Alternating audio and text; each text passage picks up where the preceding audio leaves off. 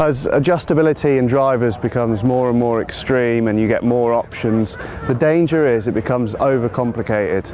As a result of this, in the past, amateur golfers that we've spoke to have said they've got an adjustable driver, but because it's slightly complicated and they may be fearful of not being able to get back to the right setting, they don't bother changing it. This kind of defeats the object of adjustability in the first place. It's a great fitting tool, but the ability to play around with it on the driving range, try different things, is really part of the enjoyment and the reason that these drivers are so adjustable. What TaylorMade have done with the new R1 is try and simplify this adjustability to make it easy for players to understand what they're doing to the club. We explained this in our first look video a couple of weeks ago, and now we've had a chance to really try it out, experiment with different lofts and setup positions, and it's interesting. There's more adjustability than ever on this driver.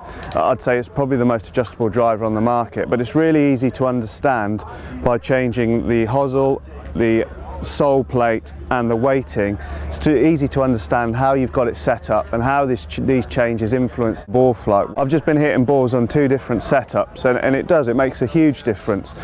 On the range today we're playing slightly into the wind, so set the loft lower, face angle slightly closed, and it was noticeably producing a lower flight with a slight draw, which is just what you want in windy conditions. Now I can see players really changing this to reflect, one, the conditions, two, the type of golf course they play on, whether they're looking for more run or whether they want to hit the ball higher.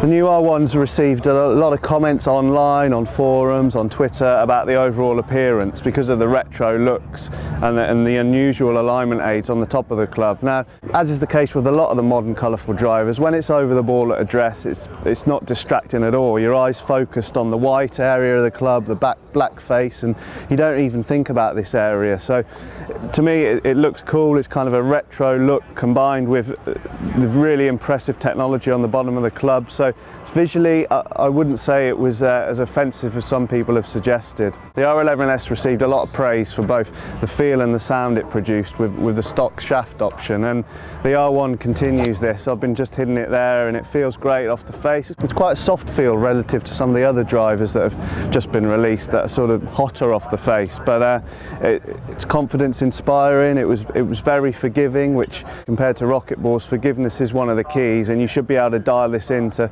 help rid of your bad shot. I was hitting a high cut to start with, but when I changed the settings, it really helped to straighten things up.